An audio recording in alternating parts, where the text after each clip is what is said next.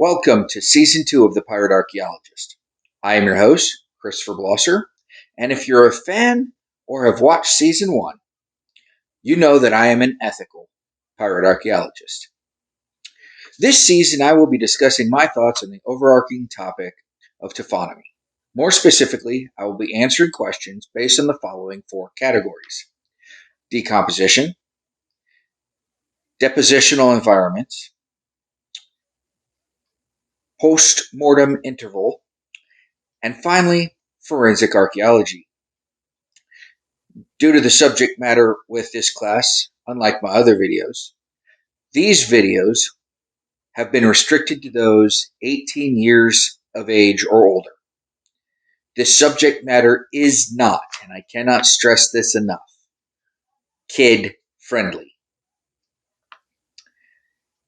Now that we have gotten the pleasantries and the legalities out of the way, let us discuss the topic for today: decomposition. And more importantly, decomposition of human remains. The question I will be attempting to answer is, what are other factors that I could think of that might influence the rate of decomposition? Now, I know if you have no clue on the taphonomy class I am taking, then you will only see one factor of decomposition. So I will give you a quick list of factors that affect decomposition. These factors include environmental factors such as temperature, humidity, whether or not the remains are in the sunlight or in the shade, coverings, i.e. leaves, tarps, clothes, stuff like that, insect and animal activity, and whether the decomposing body is on the surface or it is buried. Being on the surface would have greater insect and animal activity than being buried. Being inside versus outside, where the environmental factors could be controlled being inside, where they can't be as controlled being outside. Being in a controlled environment situation leads to the decomposition process being a little slower. But that's just a background. It really doesn't answer the question. Well, to that I would like to direct your attention to any crime show you may have seen. The first thing that comes to mind when I'm thinking about factors that influence decomposition are chemicals. Chemicals such as sodium hydroxide, more commonly known as lye, are sometimes used to hasten the decomposition process in an effort to dispose of remains, which, when using the proper equipment, something I will not be discussing, can shorten the decomposition process from years to mere hours, leaving very little of remains to be studied. The second question deals with how I would propose studying this factor and the challenges involved in research with this topic. So how would I study this topic?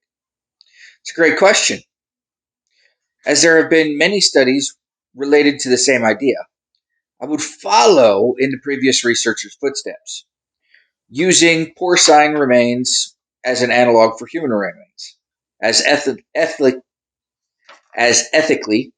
I do not think when individuals donated their bodies to science, this is the science they had in mind on how their body was going to be used. Logistically, it would be feasible to perform this type of experiment in a laboratory setting, as obtaining the chemicals and equipment necessary for this process is highly regulated. And finally, providing you could get the chemicals and the equipment, actually finding a laboratory that would allow such an experiment outside of the 5 forensic facilities, or the 5 forensic research facilities in the United States. Those 5 research facilities just happen to be the University of Tennessee, Texas State University, Sam Houston State University, Western Carolina University, and Southern Illinois University. They all have what is quote unquote body farms for forensic academic research. But finding a lab outside of those five to do this experiment is highly improbable.